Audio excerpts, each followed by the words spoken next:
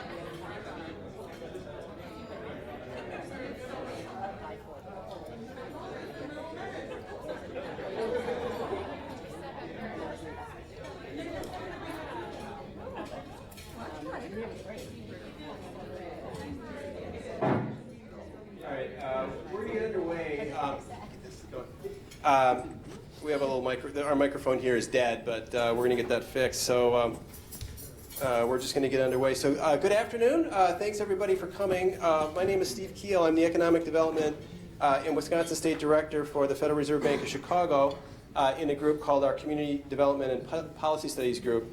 It's my pleasure to welcome all of you to our Economic Development Forum that's entitled Eliminating Barriers to Employment in Wisconsin's Most Distressed Communities.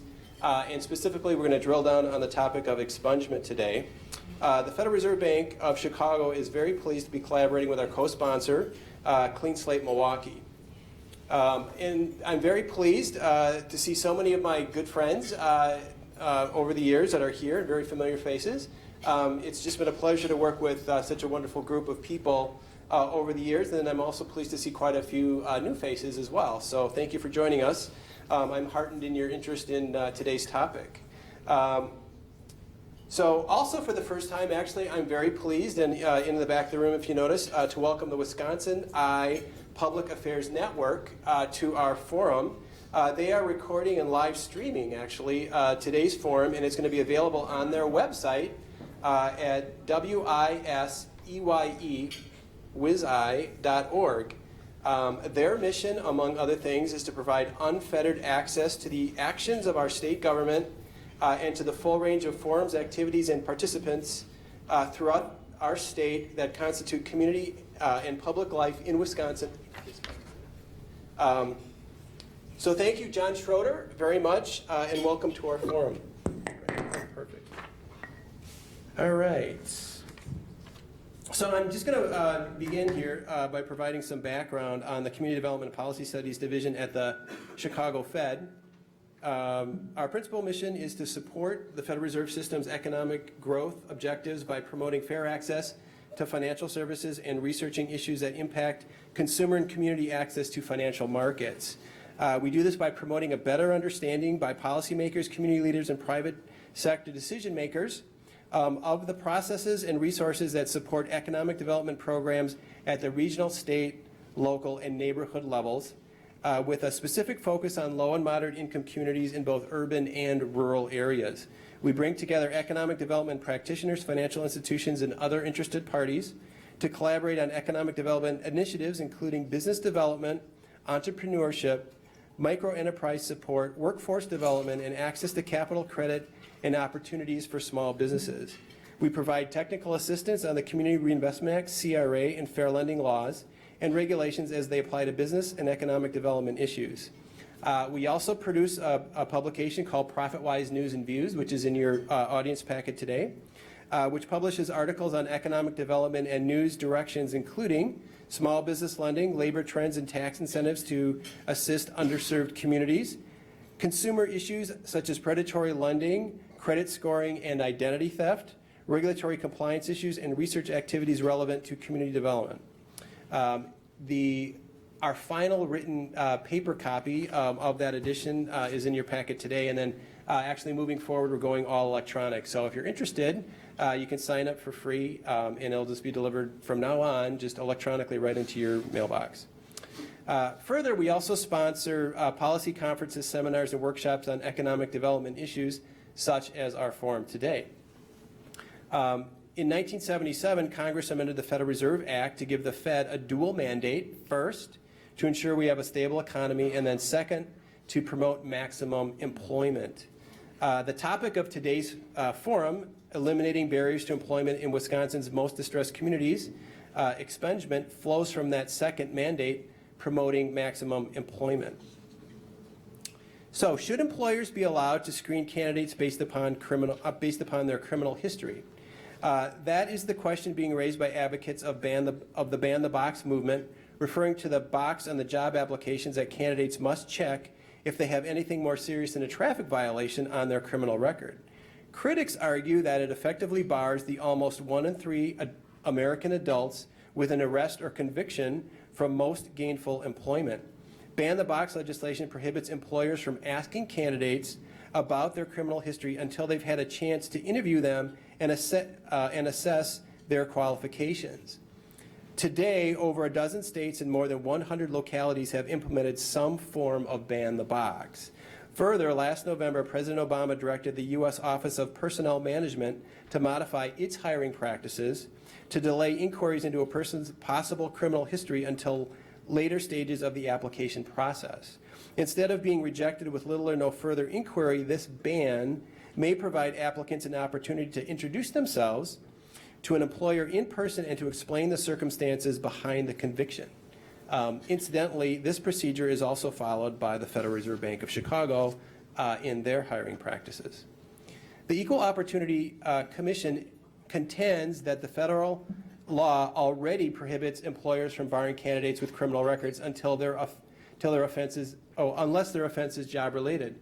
Regardless, there are many studies where the evidence suggests that a criminal record does have a large negative impact on employability.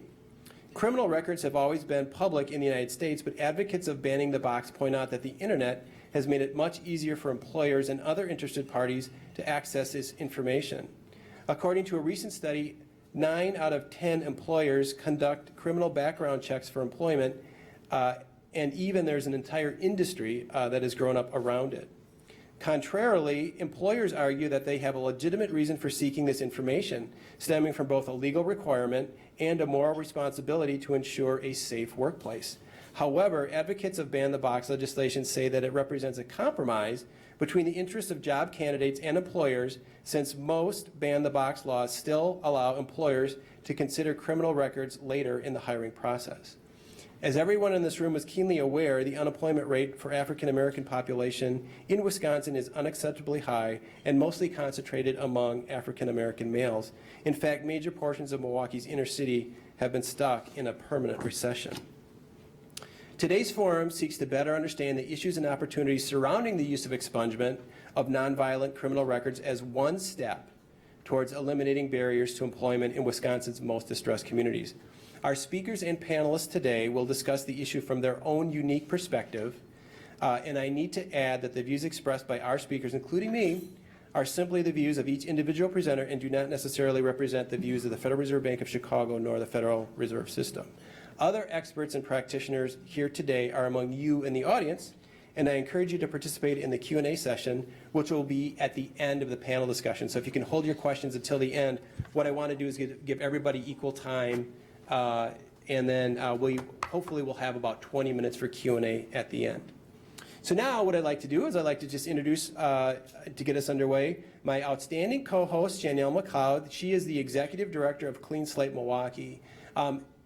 Everybody's bio is in your packet, so I'm going to try to avoid reading people's bios when I can. I'll just tell you a brief story about Shanielle.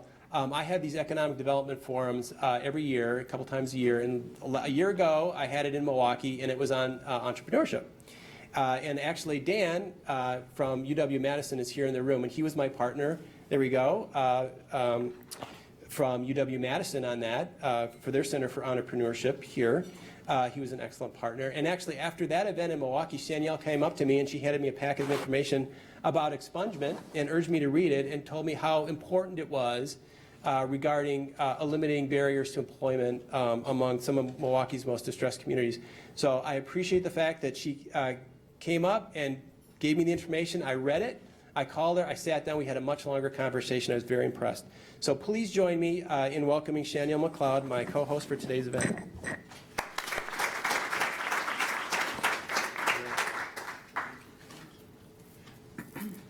Thank you very much, Steve. And like he said, you know, I met him at a previous economic development forum, and I did give him a packet of information that I have been working on and some research that I have been gathering, and I'm so grateful that he read it, and I'm so grateful for you all for coming out and listening, you know, in on a topic that is very near and dear to not just my heart, but there's other people that I'm learning that is very involved in the criminal justice system and the reform of it, and also in getting people back to work that have made mistakes in their past, paid their debt to society, and want nothing more than to be self-sufficient. So again, thank you very much for coming out.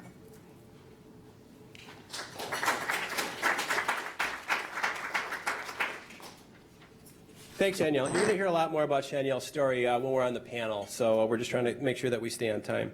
So to really kick it off and get us underway, I'd like to introduce Joe Peterangelo of the Public Policy Forum. One of the very best parts about my job is that I get to meet a lot of very smart and very committed people. And Joe Peterangelo is just one of those sort of people. For those of you who may not be familiar with his work, the nonpartisan Public Policy Forum's mission is to seek to discover and disclose true and accurate information to enhance the effectiveness of government and public policy in southeastern Wisconsin. Their vision is, quote, for southeastern Wisconsin that is socially and economically healthy and that deals decisively, responsibly, and in a timely manner with public issues, end quote. So Joe's going to help us to sort of lay the groundwork for the discussion about eliminating barriers to employment, and in particular focus on how it plays out in Wisconsin's largest city, Milwaukee. So please join me in welcoming Joe Peterangelo.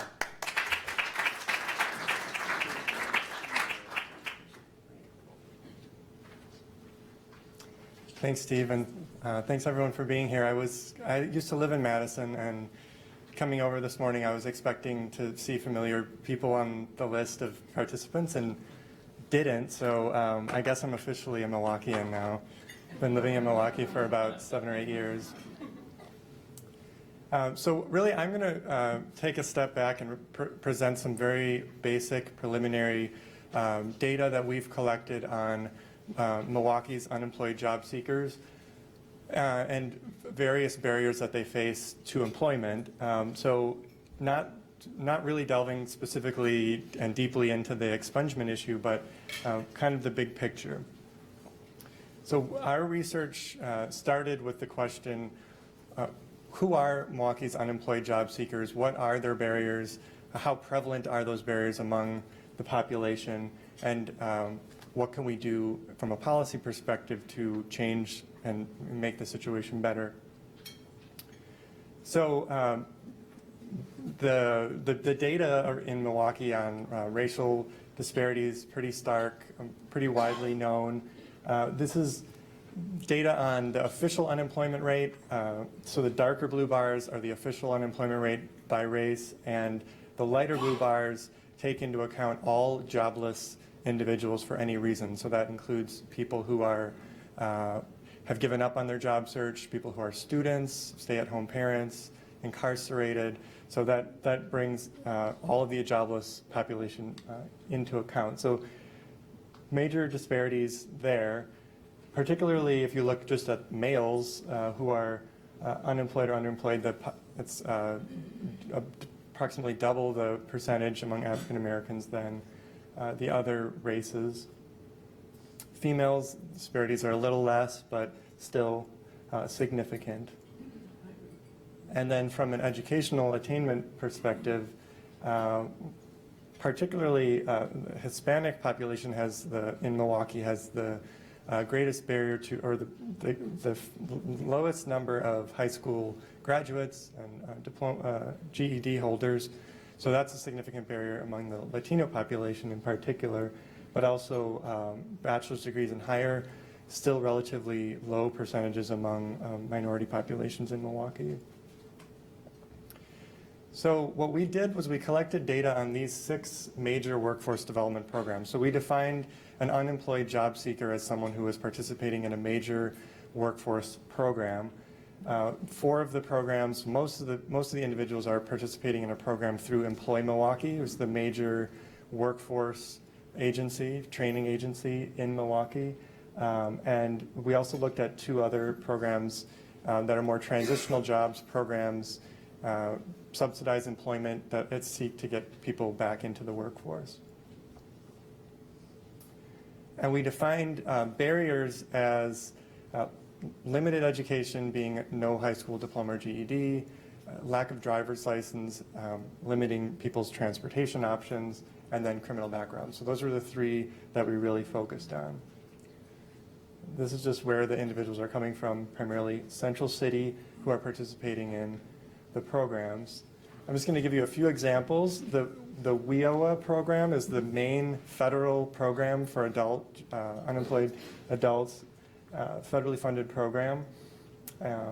We looked at the demographics of who was participating in each of these programs and then the barriers, measured the barriers, or the prevalence of the barriers. So this was the demographic breakdown of individuals in Milwaukee participating in the WIOA program. Predominantly African American, head of household, meaning they're the primary income earner for their household. But then on the barrier side, this was how the breakdown looked. Lack of driver's license was very prevalent, criminal backgrounds as well. Multiple barriers just means that they had at least 2 of the 3 that we were able to measure. So we looked at these 3 barriers because they were the ones that were most, they were commonly captured across all of the programs. We were able to show consistent information. Food share employment and training, this is the biggest program, almost 4,000 participants in 2014. It's food share recipients who can qualify for the program. Demographic breakdown, pretty similar to the first one. And the barriers are even greater among this population. 2/3 without a driver's license. High school diploma GED is a bigger issue among this population. So significant barriers. Transform Milwaukee Jobs, one last example. This is a little bit smaller program. This was really targeted because there is an awareness that there are populations in Milwaukee with significant barriers. This program was specifically designed to serve individuals who either have a child support order in place or are ex-offenders. And in the end, we found that most of the participants actually were both. It's also geographically targeted towards the central city of Milwaukee. So it's mostly young African-American males participating who are non-custodial parents, so they have a child support order, and almost all have criminal backgrounds. So again, all the programs had a little bit different population, but this is really the core group of adults who are participating in major workforce programs in Milwaukee. We pooled them all together, almost 9,000 total individuals, and looked at the demographics as they stack up there and in terms of the barriers. So this was pretty striking that we found half of all participants in any of those programs did not have a driver's license. Criminal backgrounds, very high numbers. And then when we broke that one down further, criminal backgrounds, a majority of males, 60% across all the programs had a criminal background. So significant issue in getting these individuals back into the workforce. So we are aware that those were only 3 major barriers. There are a lot of other issues that prevent people from getting work. This was the larger list that we came up with when we started our project that we wanted to be able to measure and analyze. But a lot of these things were either difficult to measure, they're not measured by the agencies, so we weren't able to do that. But obviously, these 3 things that we looked at are not the full picture of what's preventing people from getting work. But we still think our conclusions are very significant and relevant. I kind of mentioned this many times, but half of the individuals lacking driver's licenses, criminal backgrounds, a major issue or a significant issue for a majority of males. The GED issue is affecting fewer individuals, but we know that the GED exam was revamped recently. It's more difficult, so that's still a significant issue. Particularly, we saw among the Latino population in Milwaukee. So those were our conclusions.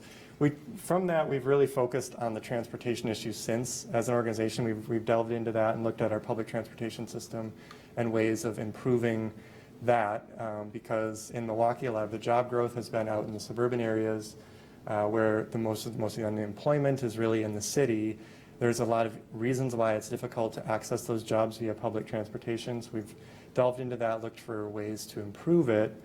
But really where we're heading next is, in addition to continuing on that work, because there's some movement on improving transit in Milwaukee slowly but surely, but we really, next are really going to delve into the criminal background issues. We see that that's such a huge issue, especially for males, and so we wanted to look at possible solutions, expungement being one of them, ban the box, possibly other things that we aren't aware of at this point. So that's where we're headed with our research.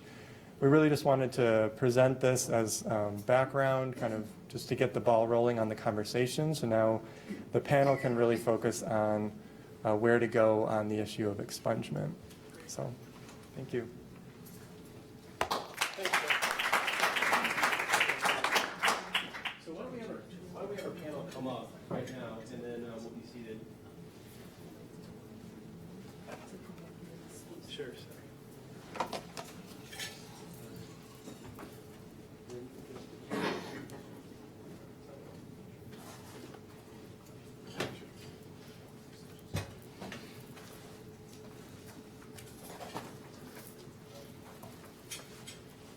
Okay, so how we'll do this is that if anybody has any questions for Joe, Joe's going to join the Q&A part of the panel once the panel concludes. So Joe will come up if anybody has any questions for that. So we're going to go right down the order, and what I'll do is we've already introduced Shanielle, so Shanielle's going to kick it off, and then we'll go right down the row. So Shanielle.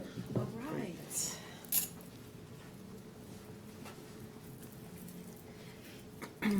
Hello, everyone. Thanks again for coming. I know I said that earlier, but I truly appreciate everyone taking time out their schedule.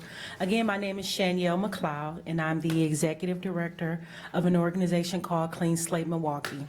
Clean Slate Milwaukee is a second chance reentry organization based in Milwaukee, Wisconsin.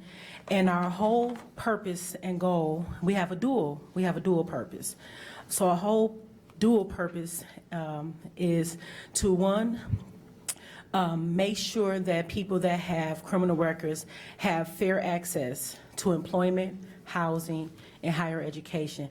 I know that, a lot of people are focusing in on employment and workforce development, but, when you have a criminal record, getting a job is not the only restriction that you have.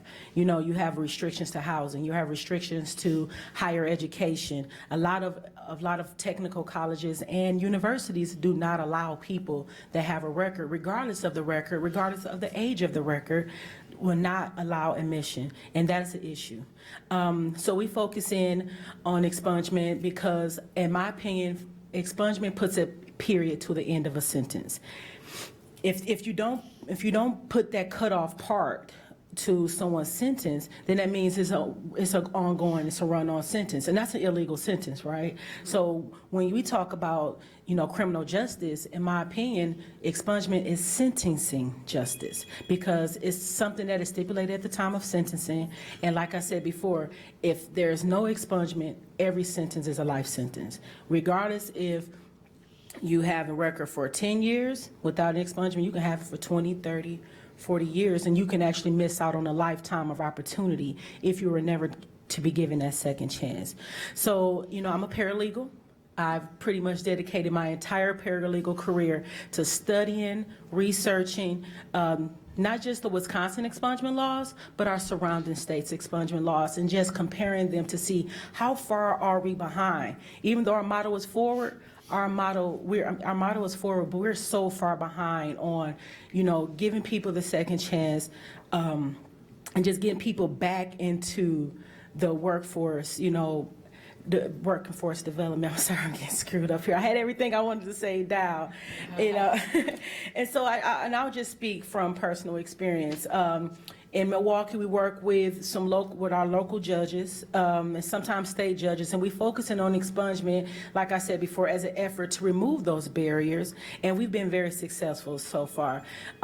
Since we've been established in 2012, we've been successfully able to help more than 100 people when getting their records expunged, whether it be through conviction or dismissed cases. And I just wanted to speak to, our experience in being able to do that, and how we've been able to do that is through our partners. We have a partner with the Fatherhood Initiative.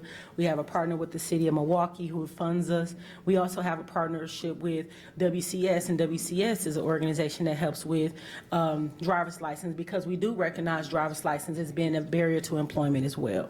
So, in being able to assist people with getting their records expunged, we get a chance to see the before and after, right? So we get a chance to see people that, that are maybe on their last leg of hope, that just want to try, just one more time because they're tired of hearing no. They're tired of hearing, I would love to hire you, but I can't because of this record. Do you know how frustrating that is? And I personally know, I pretty completely danced over my personal story, but I'll get back to it because I know I have a time. But, I know what it's like to go on that second and third interview and a company loves you. They want to hire you, but they got the CCAP up. And what it does is create more frustration, more devastation to somebody that's already wounded. At what point is enough enough? At what point do have someone really serve their time because they're paying for it over and over and over again? So we've been able to get some good support. Like I said, from our court system, but not just the court system, but surprisingly, our district attorney. Our district attorney, John Chisholm, is 100% on board. He doesn't oppose to our expungements anymore because he understands. He understands the purpose of a second chance and how society would benefit. Society would not be harmed by giving someone this second chance. So. Also, in my experience, I've been able to work with my state representative and my state senator, which is Lena Taylor, and she'll speak in a minute, and all the movement that has been happening since 2009. So I'll just speak to this and then I'll be done. So right now we live in a state that cares more about the age of a person than the age of the offense. So right now you have the ability to get your record expunged, if the offense happened before you turn 25 years old, if you're off probation and or parole, all your fines, fees, restitution is paid back to the state, and it's a non-violent, non-sexual violent offense. A lot of people, and that's another reason why I lean on this sentencing justice rather than criminal justice, because the second you say criminal, people check out. They're like, well, why are we helping criminals? But that's not the point. It's a sentencing disparity. There's sentencing injustices that's happening against our fellow neighbors. And so, right now, if you're 25, 26, you catch a felony, 24, 25, you actually have that opportunity to get that record expunged. You can get the second chance. But if that record is 25 years old, no chance. And I think that's pretty backwards because you have head of households. You had, on a presentation, you had someone that were head of households that were in the job centers. And if they have criminal records and their bills come in their name, that's backwards. Why would you give the child or the young adult the opportunity for a second chance and not give the mother or the grandmother or the grandfather? So our neighboring states get it. Illinois get it, Minnesota gets it, Indiana gets it. Why not Wisconsin? What is going on with Wisconsin to the point where we're not able to see beyond what we currently are seeing and give the opportunity for a second chance? Now, the laws were expanded in 2009. Excuse me if I'm dancing around here. The laws were expanded in 2009 that would allow for felony convictions, nonviolent, non-sexual violence. We're not advocating for pedophiles. We're not advocating for mass murderers. We're advocating for low-level drug charges, very low-level offenses that probably should have never been a felony in the first place. So, that's the bulk of our clientele is ex-drug dealers, that, THC charges, people that really do want a way out, people that really do not want to sell drugs. They really do want to get those jobs. But if you have to check that box, then you feel like you've just checked yourself out. So I just want to, I'm not sure how much time I have left, but I just wanted to speak to the importance of a second chance. I'm a survivor of domestic violence, and the only way that I was ever able to survive was by fighting back. And I went to jail for the first and only time in my whole entire life.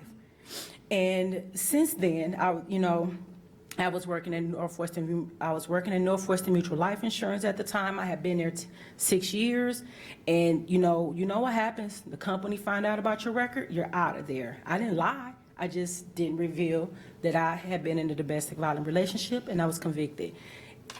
Interview after interview after interview, and I'll say this and I'll close. I can remember, just like it happened yesterday, I was sitting down in Manpower, and you have to take these tests, like 4-hour tests, like test after test after test. And I aced them all, every single test. And I remember I get over to the desk and she already have CCAP up with my record and just shaking her head no. Like none of that meant anything. The fact that I was qualified, the fact that I have a degree, the fact that I'm educated, the fact that I know the position and I was able to do the position meant nothing. All she was focused on was my record, and I did not get that job. And so since then, I noticed that I was surrounded by people that was also not going to get that job. And so that's why we started Clean Slate. We started Clean Slate in 2012 as an effort to fight employment discrimination for people that have records. But since then, we are now fighting for against employment discrimination, but also housing discrimination. Did you know that people with criminal records are unprotected class? So you have people that, you know, there's other classes, but if you have a criminal record, you can't even file a claim of discrimination because you're not protected here in the state of Wisconsin. You're not even a person almost. So that's why I feel so strongly about it. And I feel that our state is making a little bit of progress. Things like this lets me remain hopeful that there will be some success in our next legislative session. But we have a lot of minds to change. There's people that are dead set against it for whatever reasons. But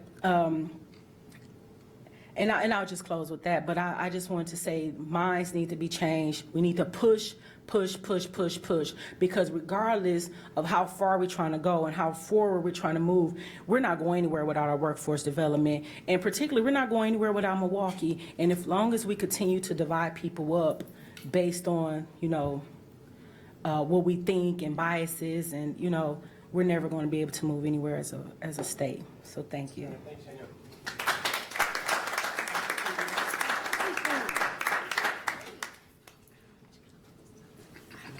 Thank you, Shaniel. Next on our panel is Mary Isbester. I'm just going to read a little bit about her bio. Essentially, she came back from the East Coast and she bought a business. She and her husband bought a business. They own GenMet Corporation, which is a metal fabricator in Mequon. And she has been on a host of boards and has gotten numerous awards. She is really, truly a woman of influence, also from the Milwaukee Business Journal, and has gotten their award for that. I will say that she saved the day for me. When we were in Milwaukee, when we first tried to set this forum up, crucial, I thought, to putting together the proper, I think, getting every key perspective on this issue included getting an employer who has a lot of experience with the ban the box issue and as far as utilizing that for their workforce. And we tried and we tried and we tried. We went through, Shaniel and I went through a list as long as my arm of employers, trying to get somebody to provide that perspective on that panel in Milwaukee, and we were unsuccessful. Mary was in the audience. She came up to me and we had some conversations, and she truly saved the day. So anyway, please join us in welcoming Mary Isbester and her perspective. Thank you.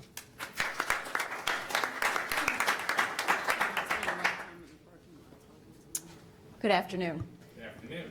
So I attended the session in Milwaukee because as an employer, I wanted to understand what tools, what opportunities, what was available to an employer to be able to hire more people. And I didn't care if they were ex-offenders. I didn't care really about anything other than whether or not they were qualified for the jobs that I have available. So in the conversation and seeing the presentations, I was very curious about the fact that there weren't any other employers. And what I came away with is, we can legislate all we want, but until we win the hearts and minds of employers, these people are not going to have jobs. You can put rules and regulations in place, but you and I all know that businesses can get around them if they really want to. So at the end of the day, what I think the work that we have in front of us, and when I was writing out my remarks, I said, the challenge in front of you. And I said, no, it isn't you, it's we. I'm in it. The challenge in front of us is to figure out how to win the hearts and minds of the business community and convince them that qualified people are qualified people. It doesn't matter their gender, it doesn't matter their race, and it doesn't matter what happened in their past, as long as they can come to the table having paid their debt to society. So I'll give you a little bit of background. My husband and I did move from the East Coast about 20 years ago. And 17 years ago, we decided that we wanted to buy a small business. We'd both been in large corporate America. And when I asked my husband one day what he wanted to do with the rest of his life, he said, I want to buy a business. I want to do all the things that I think we could do for our community by being business owners. And I said, okay, let's do it.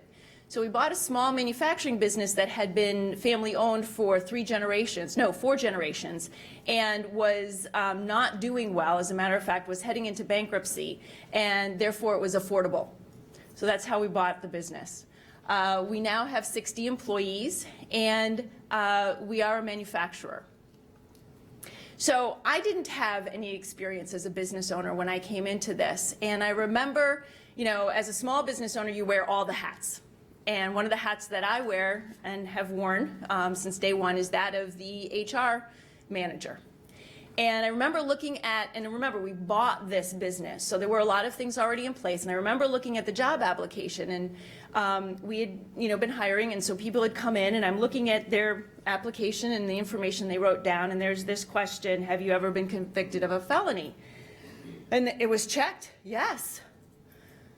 And I don't even remember exactly what the information was about what that felony was, but I remember saying to my husband later, after interviewing the individual, who was highly qualified, and saying, so what do we do about this? Does this matter, the fact that this person has a record? And my husband looked me straight in the eye and said, did he pay his debt to society? Happened to be a man. I said, I believe so. This happened, 20 years ago. And he says, then I don't care. And frankly, it really doesn't matter. Why do we even collect that information? And I said, sounds good to me. And we moved forward. Another interesting thing that I always think is a funny story I tell people. So one of the other hats that I wore was running the production floor. And we find employees through a variety of different sources. I wasn't familiar, again, new into this business, wasn't familiar where all of the employees had come from originally. But there was this one group of guys that showed up every morning at 6 a.m. They got dropped off in this van. And then they got picked up at 2 o'clock, and they left. And they always came in green coveralls. And I thought, oh, we must be working with an employment agency that, sends the guys in green coveralls. And I said to one of the other production workers, I said, those green coveralls are really cool. Maybe we should think about getting them for everyone.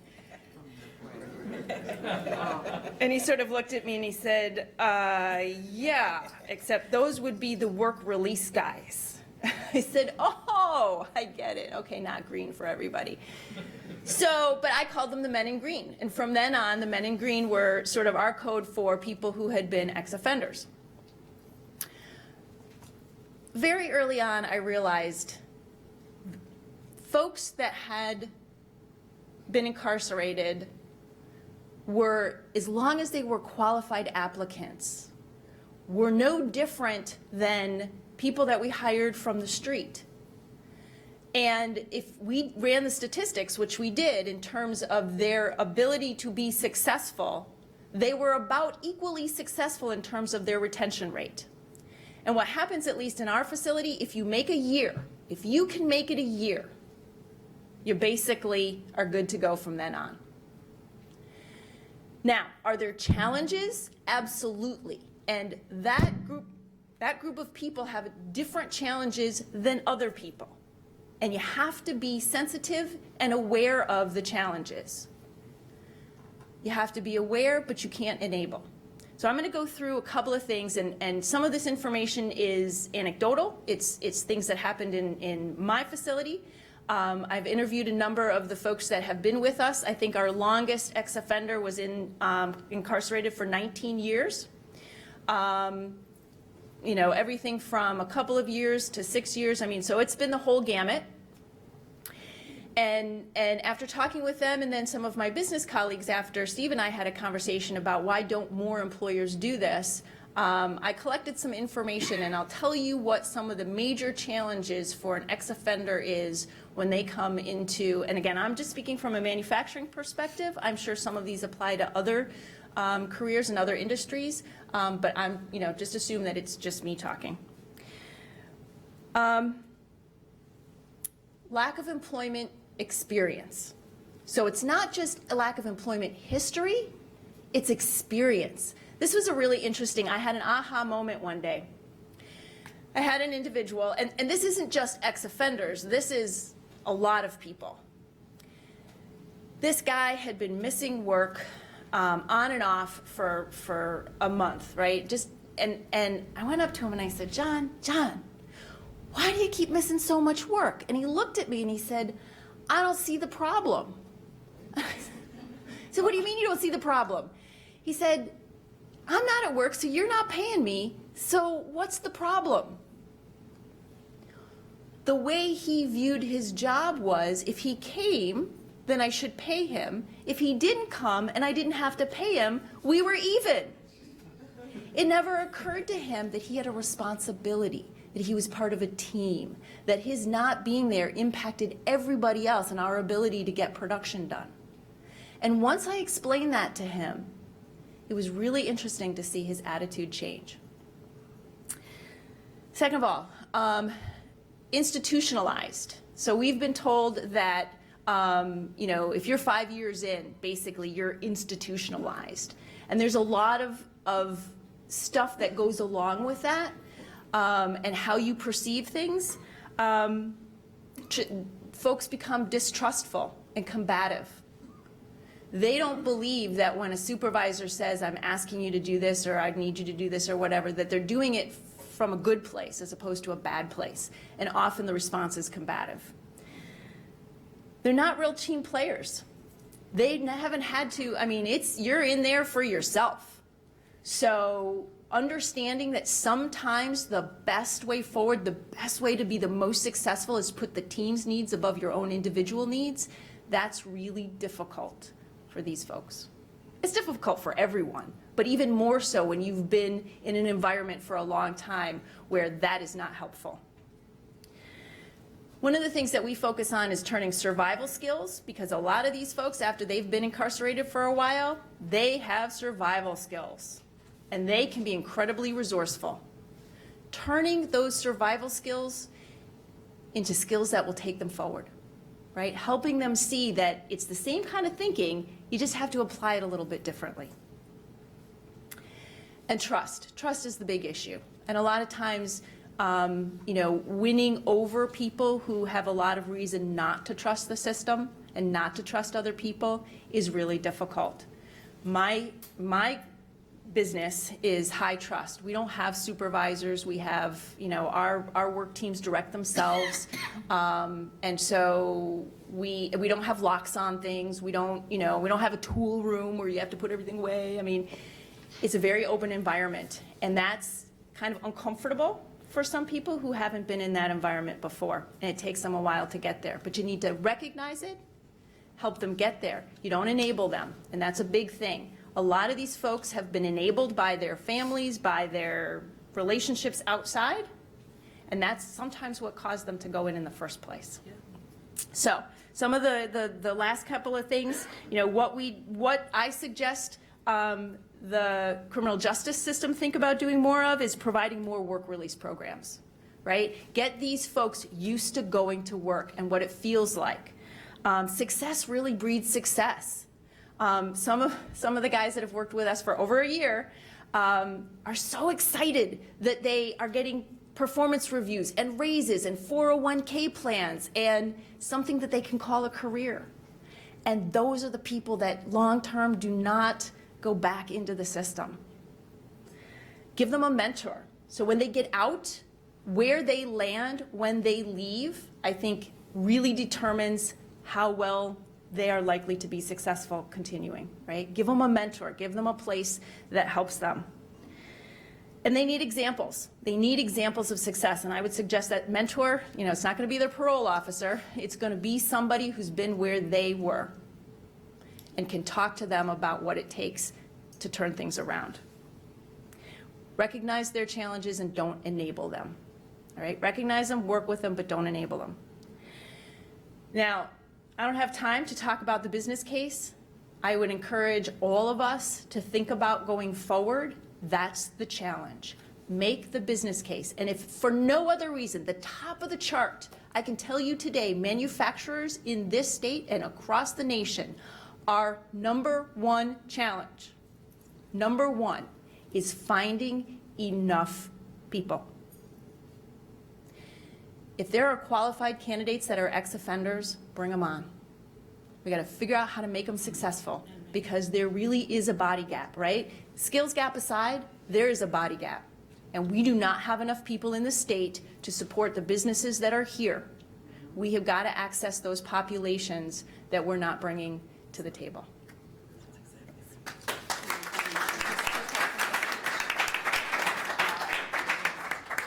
Thank you very much, Mary. It's now my pleasure to introduce Georgia Maxwell. Georgia is the Deputy Secretary at the Wisconsin Department of Workforce Development, DWD. She brings more than 2 decades of public and private sector experience in senior management, legislative, and public policy to her executive leadership role at DWD, which implements the governor's agenda to develop Wisconsin's talent and move Wisconsin's economy forward. You can read the rest of her bio, but we're very pleased to have her, so please help me welcome Georgia Maxwell.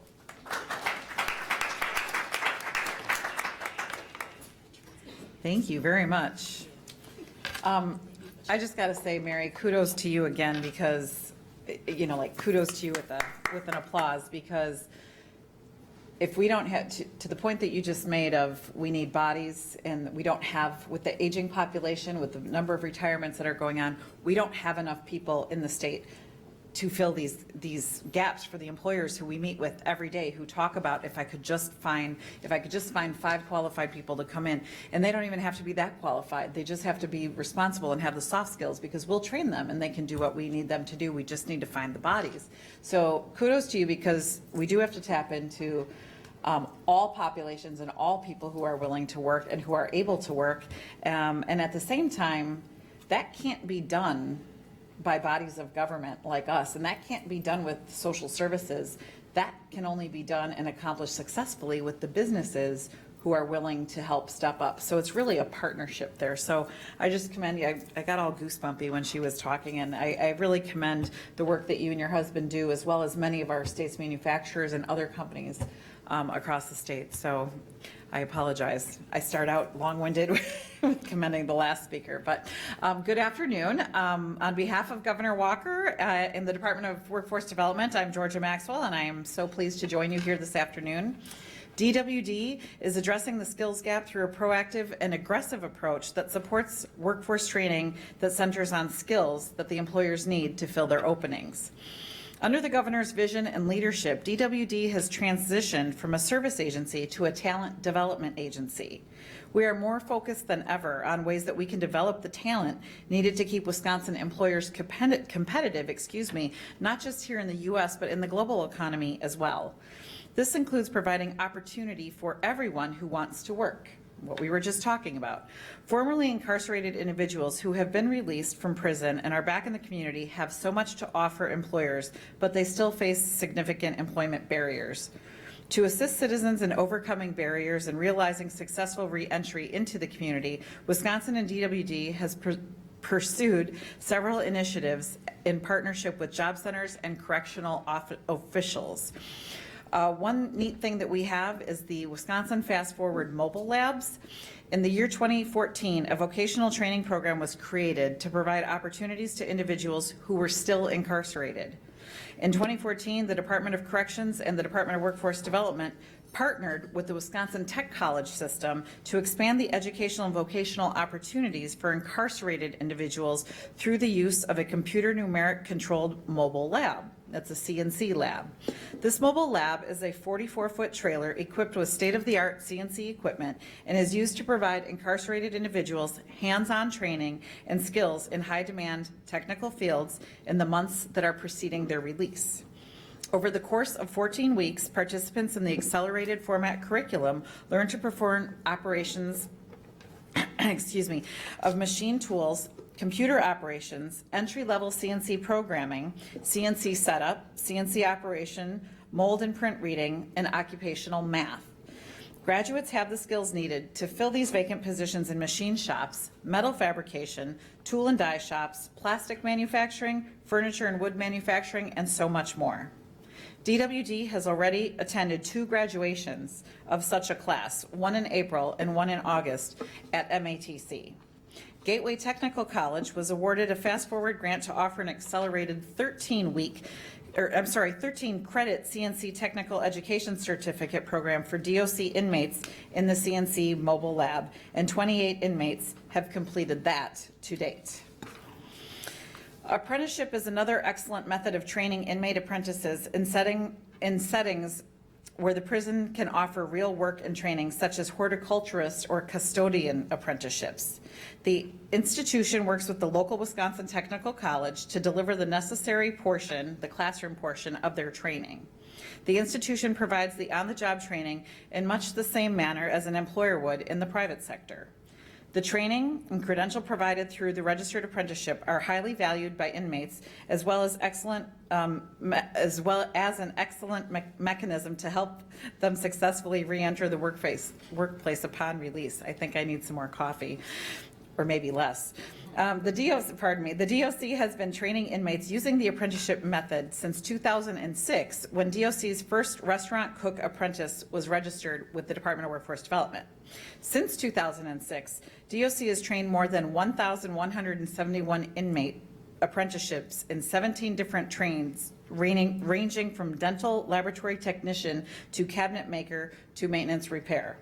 DOC currently has 73 active apprentices, and the DWD Bureau of Apprentice Standards is currently working with DOC to expand apprenticeship at many institutions. An example is the Badger State Industries at Fox Lake Correctional Institution. These inmates will soon be able to become apprentices in the carpenter and woodworking occupations. Job Center and the JobCenterofWisconsin.com is a website that offers a formerly incarcerated toolkit that provides information and links to programming that assists a formerly incarcerated individual to re-enter in their community. At many of our local job centers, we have on-site recruitments featuring employers that have successfully hired formerly incarcerated individuals. In Milwaukee, the Job Center also do a 2-week curriculum for the formerly incarcerated, where they get them job ready with their resume development, interviewing, and soft skills. And they have them apply for a job with an offender-friendly employer who is on site. Job centers across the state have DWD employment and training specialists, as well as career counselors equipped to assist individuals with reentry questions, their concerns, and can assist in preparing their resumes, their cover letters, help them with interview preparation, and identify who the employers are that are committed to hiring formerly incarcerated individuals with employment success. We also have the Office of Veteran Services, which began training the Department of Correction OVS staff, our OVS staff has been working and training the DOC staff to work within the correctional facilities. So we're trying to cross-train and utilize our resources there. The OVS staff will work with the DOC to identify veterans who will be released from incarceration within 60 days of that point in time. Once these veterans are identified, the OVS staff will meet with the veterans and will conduct a comprehensive assessment to determine the needs of the veterans and any barriers that they have to employment. They develop an employability plan with that veteran and conduct follow-ups to ensure that the plan is appropriate or determine any necessary changes that may be needed to the plan. Our DVOP staff will follow veterans' progress using a case-managed approach and will make referrals to job opportunities as they become available. We have some upcoming initiatives and trying to do additional alignments with JCW as well as reentry. Designated inmates near their release date will soon be granted access to various testing and assessment tools that the Bureau of Job Service currently has in place for its customers. Select institutions will host this pilot program. Kettle Moraine Correctional, Oak Hill Correctional, Racine Youthful Offenders Facility, and Taichito Correctional Institute for Women. Inmates in this pilot program will be using Work Keys and Career Ready 101 as well as other assessments. DOC will cover costs associated with the usage of these various tools, including paying 100% of the costs for all the Work Keys tests. Currently, we are in the process of finalizing a memorandum of understanding that describes the scope and purpose of this agreement and the rights and responsibilities of DOC and DWD. Once this MOU is finalized, our job service staff will train DOC staff to be proctors for the Work Keys test and assist them in other training opportunities as needed. Lastly, it was referenced earlier, the local workforce development boards. We have 11 around the state, and these 11 workforce development boards collaborate to create the Windows to Works program.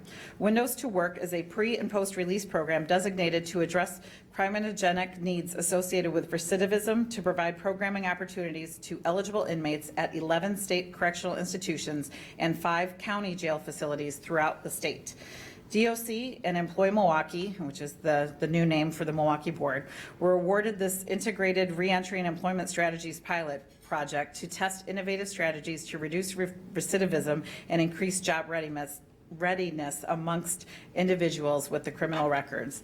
Employ Milwaukee has been given 2 grants, the Safer's Midwest Reentry and Employment Network Community Grant, as well as the DOL Face Forward 2 Linking to Employment Activities Pre-Release Specialized American Job Centers Grant. I know that that's a lot of stuff that we have going on, and I look forward to having a robust discussion with my other colleagues on the panel. Thank you.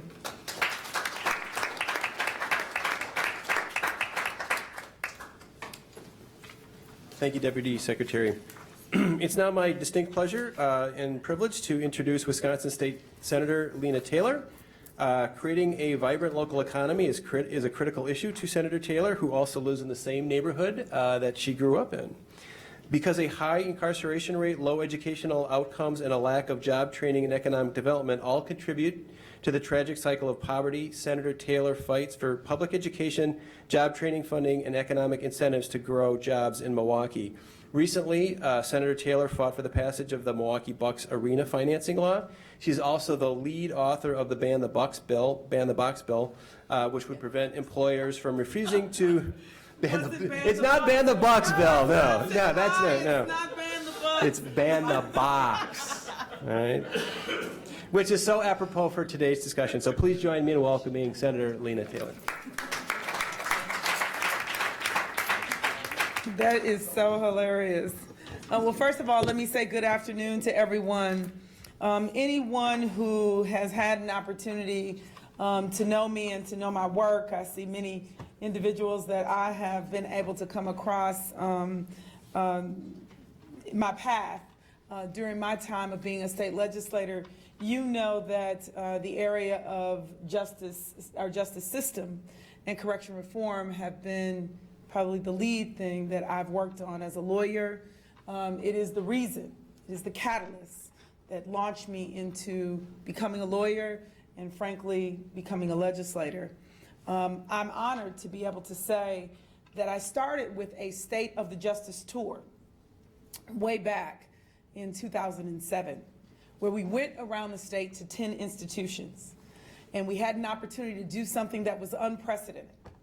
It wasn't just taking the Judiciary Committee around, but it was taking them into the institutions and doing a meeting with the wardens and a meeting with the staff and asking what's going on. But something even more unprecedented, we did a town hall meeting inside with the inmates and giving them an opportunity to be able to give feedback on what they thought and what they experienced in the correction system. And then we went outside and we went in the community and we did a town hall meeting. And I tell you, one of the first things that it provided for me, and one of my colleagues, Senator Vinehout, often speaks about it also, it was our opportunity to bond, she and I have to admit, but it also gave us the reality of seeing that urban and rural Wisconsin were very connected.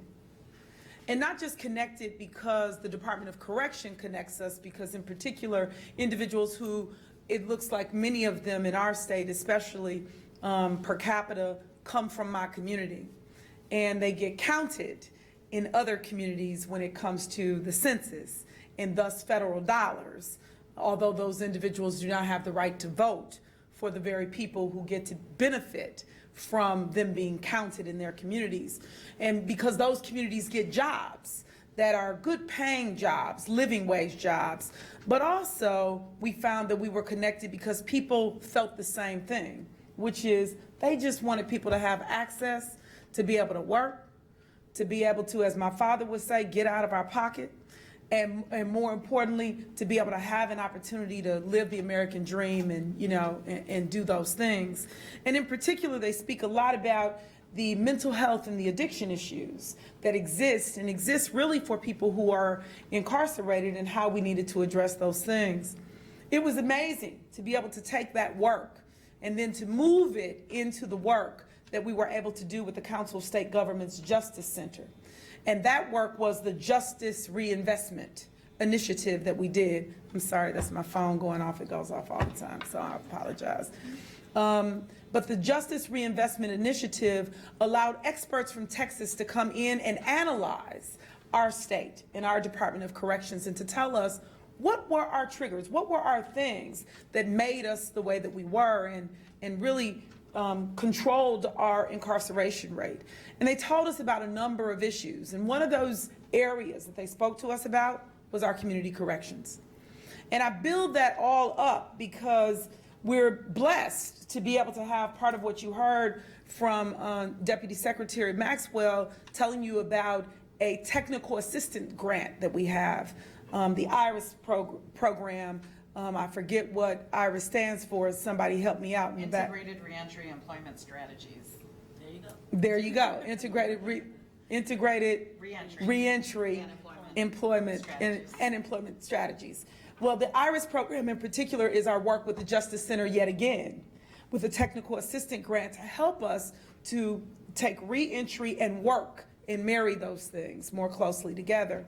Because one of the things that we found out is not only did our community corrections not actually know the community very well at the time, did not help individuals who were reentering to make the connection effectively. And then I would argue that one of the pieces that I think that we also learned through that and the Unemployment Task Force, and the Unemployment Task Force was the place that what Deputy Secretary spoke about the pilot programs that she mentioned that we're doing at the technical colleges, the apprenticeship programs. It was through the Unemployment Task Force that we did those pilots that in turn then moved on. But what we learned is we had a disconnect. People were getting trained, like, you know, to do woodworking, but never getting connected to the furniture company that needed somebody to do woodworking. People were getting trained to, you know, do things that, oh, we didn't think about, you might not be able to get licensed to do that because you're a felon. Those are the kinds of disconnects that we then began to understand. So under this technical assistance grant, what I'm excited about is that it's an opportunity for us to look at where we are, get some recommendations again from the experts after analyzing. We're 2 years in now, so we're moving into implementation. And to analyze where we are, make recommendations to do the very things that Mary has spoke about, which is to help with the disconnect between businesses and the kinds of things also that Shanielle spoke about, which is the hurdles or the challenges that individuals have in order to be able to do that. So this moment, to be able to have these discussions, are prime time, because we're right in the middle of trying to move us from where we are, to take that input that you're talking about, to use those pilots that we've been doing, to marry them from silos into maybe a connected will of a force that can help people to reenter. So I want to start by saying I am really excited. I never really watched Oprah, but I heard she spoke about these full circle moments, or I probably got it all wrong because I didn't really watch it. But she said something about you have the moment where I want to interpret it like a aha or a really refreshing time that you feel like you're in your purpose. Can I tell you that the reason that a young girl from 15th and Capitol, by way of 29th and North Avenue, became a lawyer was to try to do what the Pledge of Allegiance says, which is to create justice for all. That I became a legislator because I wanted to be able to work on that system. Now, granted, maybe my ambitions were a little bit much. I thought I was going to be able to rid the world of racism when I first, wanted to go to law school. I didn't know that the world was a little bigger than, 29th and North Avenue. But I'm really proud to be a part of this with Dr. Sylvia Jackson, who heads our reentry division. And I just want to take a moment, because anybody who also knows me knows that if I don't like it, I tell you, but I have to take a moment to commend her on her work in reentry. And so I give you a round of applause, Dr. Jackson. She has steered the ship in a way that has been relentless. And she has done the work and made the connections. And so we are truly at a place where now we can do the things that we spoke about. In my vision, if we were to do things right, I give people a hand. I give them a high school diploma. I'd give them a driver's license or an ID. I give them a skill. I give them housing, and I also give them a job. And as I give them the hand and shake their hand, I say, I also am going to give you a garnishment. It's my favorite part. I want to garnish for the investment that we put in them and for child support if they have it.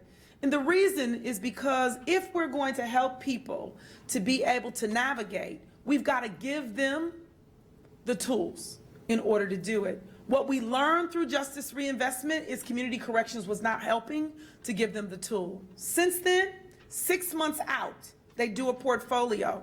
And if you were to listen to all the things that the Deputy Secretary told you today, you would think, oh my goodness, we got a lot of programs, we're doing good. So we got, 6 tables, 7 tables of people in the room.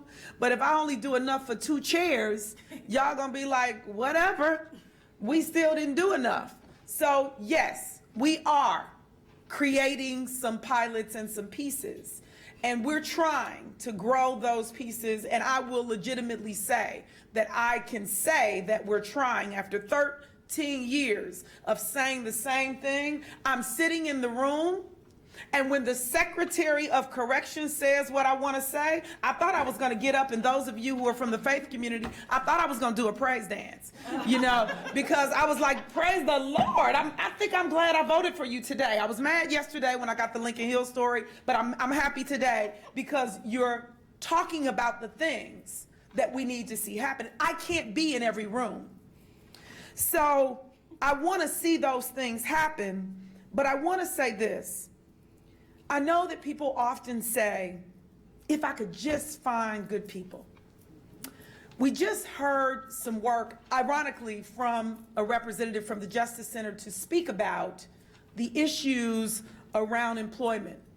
And what they found is that individuals who didn't have a prior record but looked like me didn't get the call back more than half the time.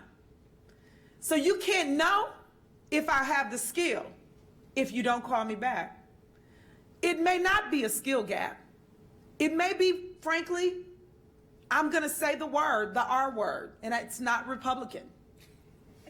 Racism is huge problem in what is happening. You can't see who I am if you never give me the chance to be seen.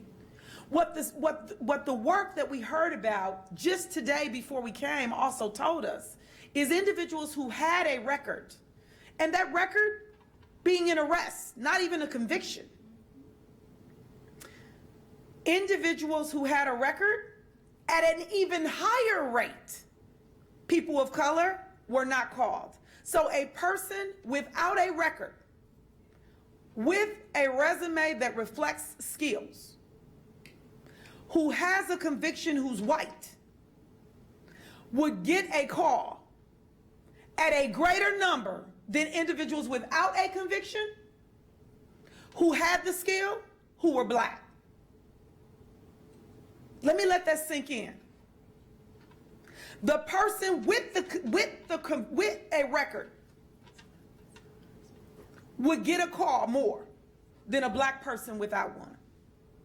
So, of course, we will have a skill gap if we do not value everybody, and if we don't even allow ourselves to be honest about our own biases. We lead in the nation in incarceration of African American men per capita, and we lead in the nation in disparities for people of color, and we lead in the nation in the most segregated city in the nation. That means we look through a certain lens, and that bias and that lens prevents us from being able to fully see the talent that is before us. I agree with everyone that was on the panel before me. We have to begin to look at Wisconsin like our hand. It's all connected. The thumb, the fingers, the light side and the dark side. It's all connected. And we have to begin to see that and see the value in all our people and provide the supports that are needed in order to help them to get past that. And we have to be honest about the hurdles and the barriers that exist, some of which were institutionalized, and some are not intentional.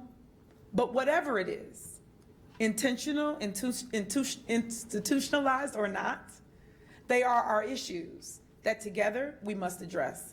And I'm here with my sleeves rolled up. Matter of fact, I wore the short kind today for this purpose, to say I'm here with my sleeves rolled up in order to help us move in the direction, and I'm relentless in making it happen.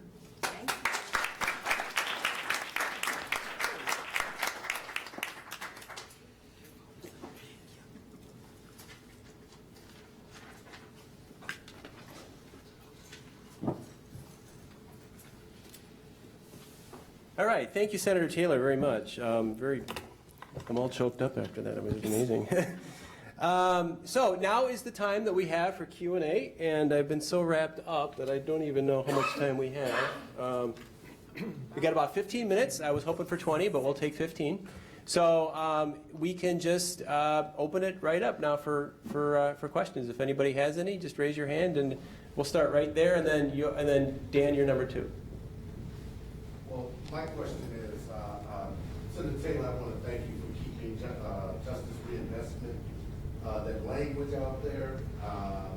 I know that it has worked in so many other states. My question is, are we starting to look at justice reinvestment as far as our legislators coming together to see? I want to be able to say this, and you know that I would speak truth to the circumstance. Yes, I can legitimately say that yes, we are. Are we where I want us to be? No. Are we moving as rapidly as I believe we should? No. Are we moving as rapidly as I believe we could? No. But are we moving? Yes. And so that alone is progress. And I will also say this, that the opportunity that we presently have with the Justice Center, I believe, is huge. One of the reasons that I asked them to come and to be in the room today, and I'm so glad that Mary spoke about the things that she did, is because one of the pieces that we need to have happen is input of what do employers feel? What are their challenges? And that's important in order to be able to make that technical assistance grant work. But we also are working over the summer, me and Representative Dale Kooyenga and Representative Hutton, and I'm hoping even Representative Goyke may be a part of that, is to work on licensing and individuals that are getting trained in certain areas. Which places can they not do? So, I mean, I got ban the box in. Now, I want to be extremely clear. It was in AB 373, which was the civil service bill, and from my perspective, that was a bad, bad, bad bill. But there was one silver lining in the bad, bad, bad bill, and that was ban the box. We banned the box across state employment. And so it's not banning the box in school districts so parents can go to field trips and parents can volunteer in schools. We need to address that. It's not banning the box on city and county jobs, but it's at the state level. So are we moving? Yes. Are we always moving in the way that I want? No. But can I tell you that I've had an opportunity to work with several secretaries of the Department of Corrections. I am not happy about what is happening in Lincoln Hills. I'd like to see us address those issues. Staffing and training are important components. But I can't tell you a time that I've had a better working relationship with DOC to be able to articulate issues. I'm not saying we always get answers quick enough, but I'm going to say that legitimately, that's how I feel. So we're not done, but we're working.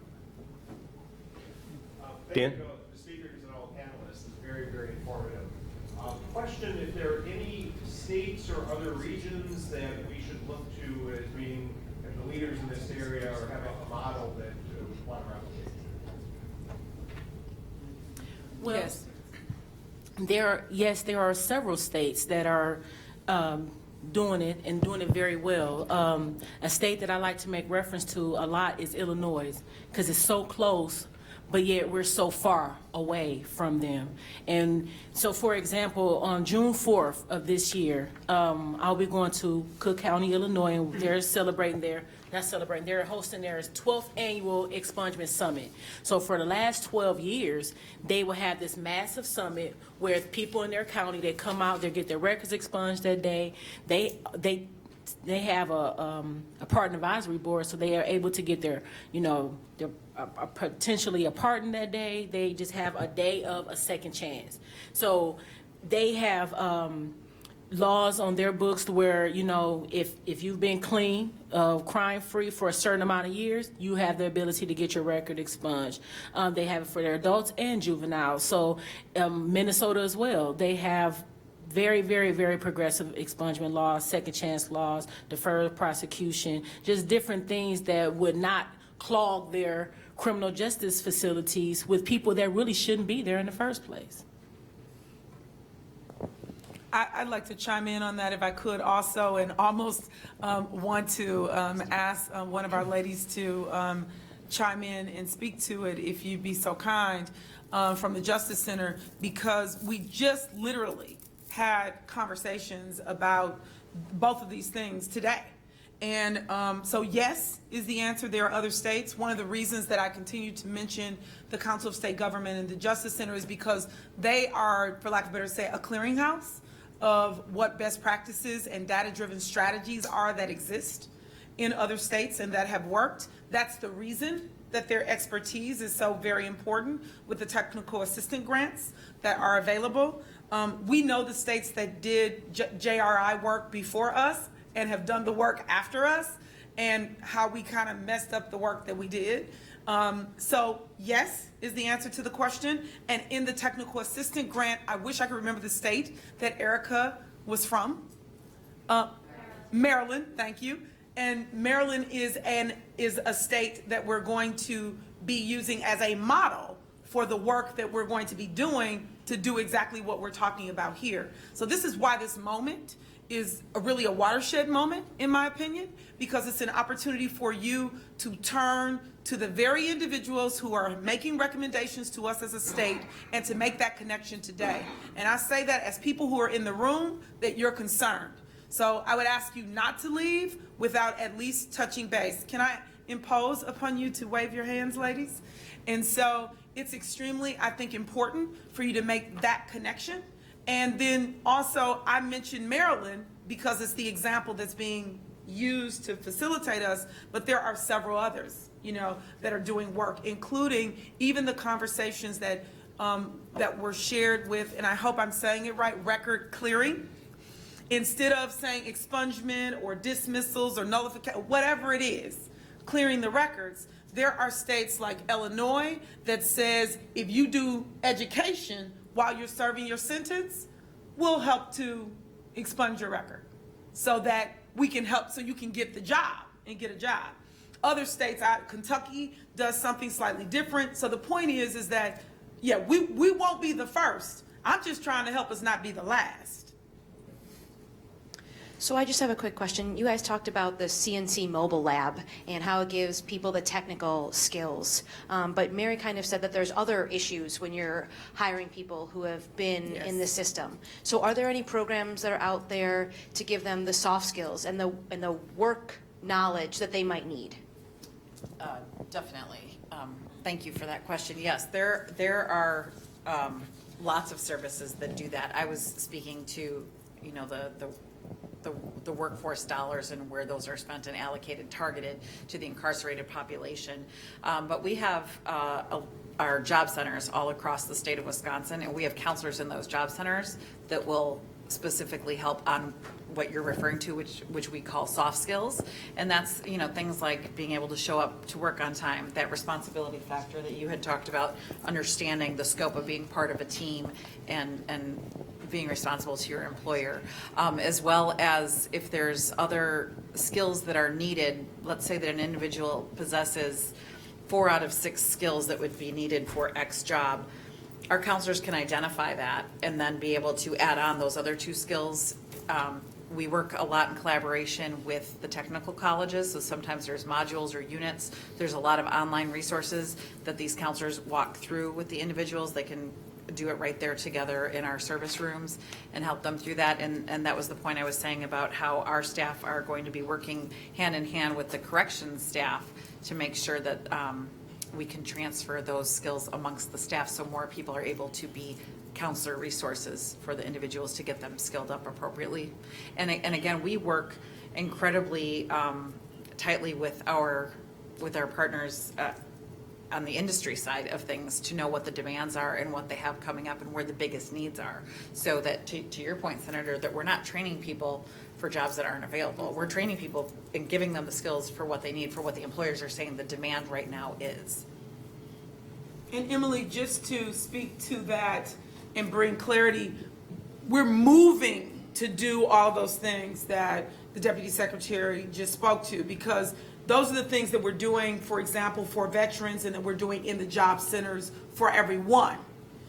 There is a job center, very few in the nation, that has been placed in an institution, but not a Department of Corrections institution, a county institution. And we're using that as an example of a model, which is why the Maryland example is useful. And so what the goal will be is to help to create more of what you're saying. Part of what our problem is if we were to do a spectrum, if each of us were the group of individuals that are coming out, if I'm the low end and all the way on the other end, Joe is the high risk individual. Right now, all the services, they're on my end. I'm letting the ladies from the Justice Center know that I heard everything they said, and I heard everything that they said. And so most of the services that we found are on the low end. So part of what we're doing is trying to do a better assessment of individuals coming out, because the truth of the matter is we need Joe and Shanielle on the high end and the medium end to get the services that are needed in order to connect them. And it's easy to do the low end. So we're Alignment. Exactly. Alignment. We're trying to do the alignment, and then what we're doing is we're connecting with DWD to be able to say, hey, that thing you're doing with veterans, we need to figure out how to tweak that to use that for people who are re-entering. And how do we use that effectively so that we can help people before they go through the door, before they get out, so that when they get out, we've already teed them up. So one of the things that I heard this morning that I'm so glad you're here, Deputy Secretary, that I was going to ask for this on my list.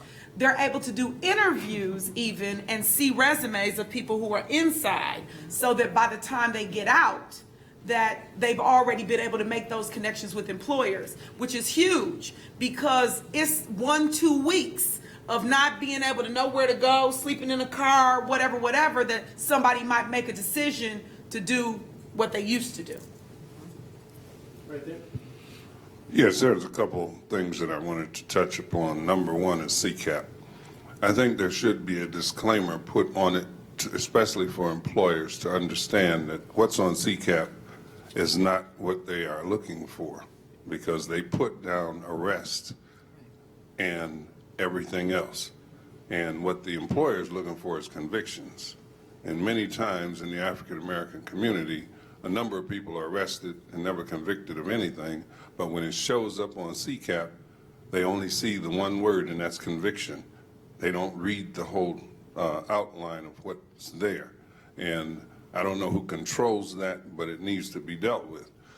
I want to go back to this word felony conviction and when it started at the level that it's at now. With the crack cocaine epidemic, the felonies went from $2,500 down to $250. So when a person commits a crime, if the cost of that crime exceeds $250, that's a felony conviction. It used to be $2,500 in one. And this accelerated the number of people being convicted of felonies throughout the United States, and mostly minorities.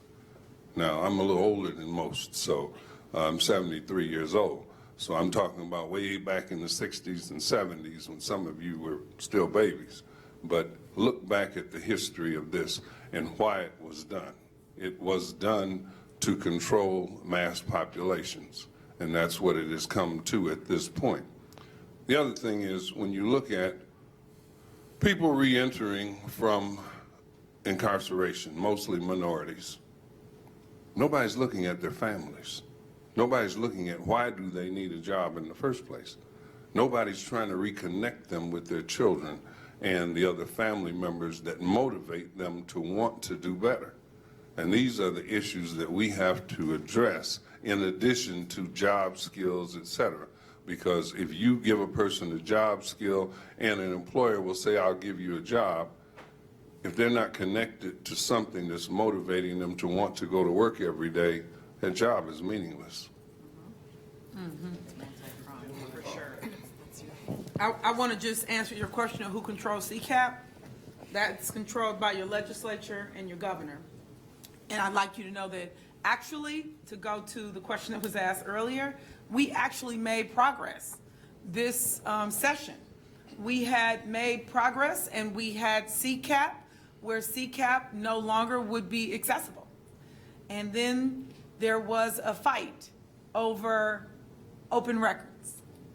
And when we fought over open records, they took open records back out, and then they took CCAP back out. So we had addressed the very issue that you're speaking to, and I want to put a layer on that often Shania McLeod and I speak about, which is we have an additional layer. It's not just CCAP, but in Milwaukee, the only municipality in the state that also has its own online system, so you get the same thing that you get in CCAP, but you also get it for municipal stuff. And so people don't understand when they read it. And then we have the third layer, which is an arrest record. So those are all three. The arrest and the criminal is all different. So yes, CCAP is an issue. Actually, in the conversation we had today, it was brought up that we should look at access in different buckets. And 4 different buckets is what they had. One of the buckets being employer, and exactly what does the employer need, and only giving the employer access to what the information that they need.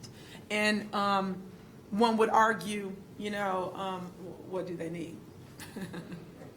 Can I just speak to that? I just want to say, in regards to CCAP, just like the senator said, who controls CCAP, I've just recently learned that the Supreme Court is the ultimate retention of court records, right? So the Supreme Court can chime in and say, things that shouldn't be on CCAP, such as, like you said, an arrest record. So let's just say that I was arrested but not convicted, and then that dismissed case is still on my record. And in my opinion, it's irrelevant information that holds a great deal of relevance when it comes down to getting a job, getting that apartment, or going to school. It's still there. And the way that it's set up now is I can get a felony expunged, but I can't get something I did not do expunged. It just makes no sense. And so I also, we also call CCAP the blacklist, because the second you get on it, you're basically blacked out of a lot of opportunities. So, and also what you said, and I know we have to wrap up, but what you said in regards to this drug war and how a lot of people are targeted, over-policed, over-prosecuted, over-imprisonment due to just drug charges. We're not talking about anything violent. We're not talking about theft. We're talking about basic possession of controlled substance, right? And we also have study after study after study saying that drugs are no more likely to be in One community than the other. So just because you have this crack cocaine in the black communities, if you let the prisons tell it, they're only in black communities, but we know better. We know that drugs are in white communities also.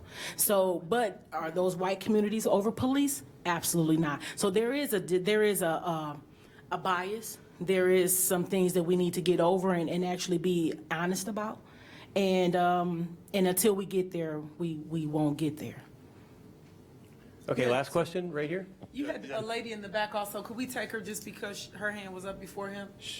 Oh, okay, I didn't, sorry. No, just do both. Come on. Okay, so I got a statement and kind of a question all at once. It's so much good stuff that I heard, but pertaining to expungement, I was trying to understand, how do you determine where an individual is expunged based on he sold drugs, but if he killed somebody, he shouldn't be expunged? Now just hear me out. The likelihood of a person who has a murder to commit that crime again is almost slim to none. But if we don't educate people, we would assume he shouldn't get a second chance, but the likelihood of a person who was convicted of selling drugs to do it again is much greater than the person who killed someone. So in saying that, I guess my question is, I'm not understanding, in not trying to create discrimination, we are creating a discrimination, because if it's a second chance, why wouldn't it be a second chance for all? Why would we pick and choose? So the reason it's not a second chance for all, I'm sorry to interrupt, is because when we were making the law and changing the law, because we changed the law in 2009 to take it where it is now, because before it was 21 and under. When we did work on changing the law, it's because we sat down just like Georgia and I are, and we had to go line for line, crime for crime, and get an agreement. And get an agreement so that we would have enough votes in order to have anything. And some people agreed on this crime and not this crime. So if we didn't have an agreement on all the crimes, that crime couldn't be one of the ones that got listed for expungements. Do I understand the concept of what you're saying? Yes. But in the world of democracy and of understanding civics and the way that the legislative process works, I'm one of 132 legislators. On a committee of finance, I'm one of 16. If something's gonna make it out of finance, it's gotta have 9 votes. If I wanna do expungement and I wanna expunge everything and everybody, which is what I wanted to do, after a certain period of time, no matter what your age was, that's not flying. Okay, you'll agree to go with me down the road for people who are 25 and under, and that's all we're gonna be able to do? Okay. And you willing to do 25 and under, but only these crimes? That's how it works. Get you, feel you, not our reality. I can speak to that. Let me just say this. I understand that clearly. It ain't like I don't get it, but I guess when you're talking, like for example, I think your name is Mary. You said we had to gain the hearts of the employer. Didn't you say that? I believe you said that. And when I hear that, the reason employers, we don't educate people. We don't educate them. Case in point, you said something about pedophiles. Didn't you say that? Yes, I did. And I'm not in disagreement, but all sex cases is not. I agree. So, but if people don't know that, they would assume any sex case has something to do with that. Not everybody. I wasn't in the room. I get what you're saying. So I don't know what happened. I guess, and all I was trying to convey and just say is this here. If in fact the objective is to really inform our people so they'll understand, 90% of people who go to prison gonna get back out. That's correct. That's child molesters. That's the whole regime. Correct. So if in fact they're gonna get out, wouldn't it be our obligation to employ them, house them, give them the skill set to live safely in the community, versus as picking and choosing this one but not that one? That's why. I hate to be. Well, I'm sorry. Go ahead. Let me just say this. The difference in between someone who sold marijuana and someone who killed somebody, you created a victim. You understand what I'm saying? You created a victim. You harmed somebody. You put your hands on somebody in a way you shouldn't have. That's different than me selling you weed and I get a felony conviction for a quarter ounce of weed. I understand. I have a violent offense. So I understand that I have a battery. So I understand that, you know, people who also committed violent crimes should have that opportunity as well. But that's a whole different conversation because now you have to bring the victims in. Would that victim be okay with that? So, this is not even just coming from me, you know, because let me tell you, I feel like if you stayed out of trouble for 10 years or more, or 5 years or so, you should have the opportunity for a fair chance. But it's not me. Like she says, it's not us that's making the law and approving it. We have to get through what we can get through. We just have to be able to take what we can get for right now. Now, if you feel like people that have violent charges should get the opportunity, the Capitol building right down the street, lobby for it. Speak on it. Well, and I think in this climate too, to speak to what the senator was talking about back in 2009, you know, compromise is one of the center pillars of what goes on in the Capitol because of the majority vote that's needed to get something passed. And I think if we can show success, you know, if you start with something and show success, you can build on that. And that was my And grow goal, that. to start with this group, show success with this group, then advocate for more. But we can't just go for the, oh, let's advocate for We people. can go for the gusto, but we're not gonna getting the gusto. I tried going for the gusto and it got pulled back to where we are. And we get nothing. And it's better than where we were, but it's not where we want to be. And then I'll also say to your statement, sir, I wish I could tell you that everybody agreed with your thought process, but everybody doesn't.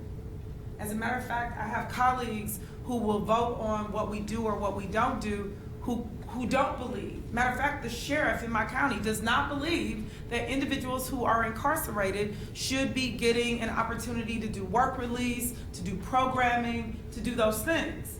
So where you believe that we should do it, and I would argue that your logic is appropriate because the return on investment is huge. But everybody does not believe that.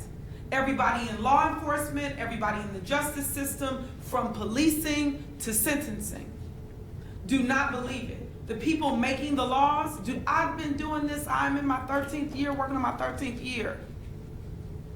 I still can't tell you that the majority of my colleagues on any side of the aisle are there.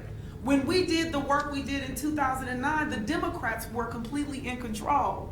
So for clarity, when I talked about going line for line, yeah, we asked the Republicans what we thought, but I was doing that with Democrats.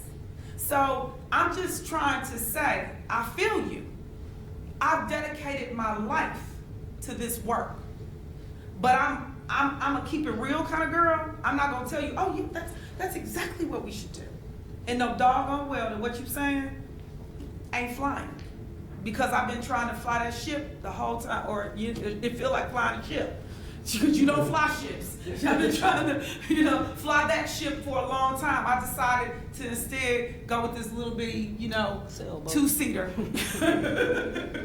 Okay, we have one question in the back, and then we'll I wrap had up. wanted to say, I was so happy to hear Ms. Taylor talk about the Justice Center, because I am a huge, and if we're listening to them and we're starting to understand what they have to say about high risk, low risk, so I wanted to say that, and they had left. But initially mine was directed at Mary. I was so impressed by what you were saying with how much you, especially when you were talking about the employees and how their behavior was. There was lots of money put out there for studies that you just found out yourself on antisocial behavior with high-risk populations. And so I wanted to just say there's a couple of people in here that I work with have the mentoring thing, I think, is huge. The peer specialists, it's talked about in Wisconsin now, and I think that it's a huge movement that will move through with people mentoring those that are coming in while they're inside. I used to do the Windows to Work program, so I know a lot about working inside and evidence. So I was just happy that Ms. Taylor, when she started talking about Justice Center and high risk, those are the things that you know, those soft skills, those hard skills, and it's all about kind of like cognitive work and changing the way people think about things, because we're dealing with people who, you know, the best thing I've heard, which was from actually a Minnesota ex-warden who said, we all talk a lot about rehabilitation. Most of them haven't been habilitated in the first place. They're in populations where they are, Milwaukee, like you said, the most segregated, it's perpetuated generation after generation, and then we put them inside and tell them to come out and say, go to work. What is that? So, you know. May not have ever even seen anybody. That's right, right? That's right.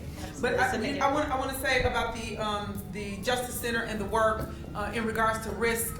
So first of all, when they first came, our risk tool that we had, it was a good tool, but we were using it wrong. Since then, as DOC, we've redefined how we use our risk tool, and that has been a huge, component for us. But now we're trying to also identify individuals' risks and their needs when they come out. So their job readiness and their skill level and all those pieces. So this is where what the Deputy Secretary was speaking about, taking what the job centers already have and trying to take that and use that with DOC so that we can marry the assessment and the job readiness needs. Now you spoke about the mentoring piece.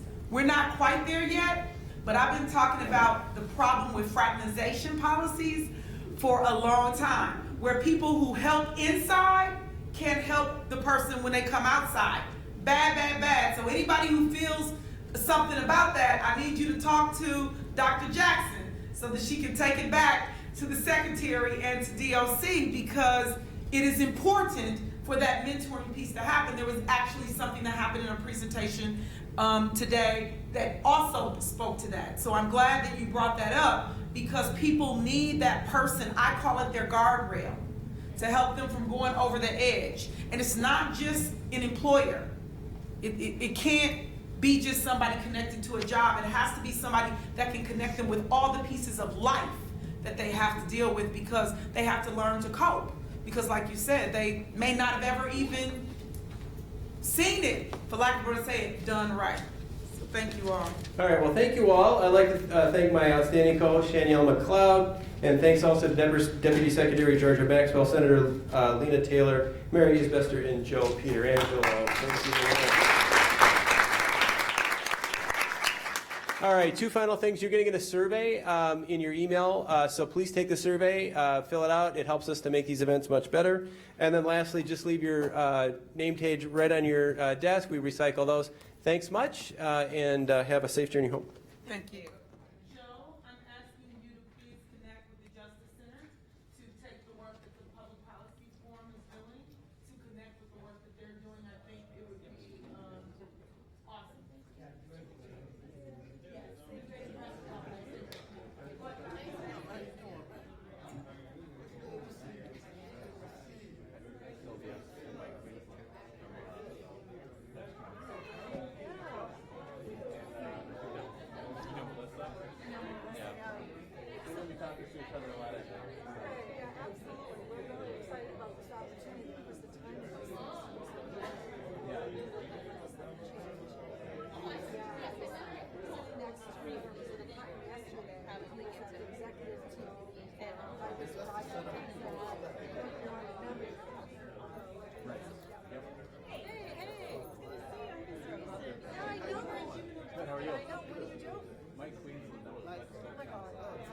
pretty exciting.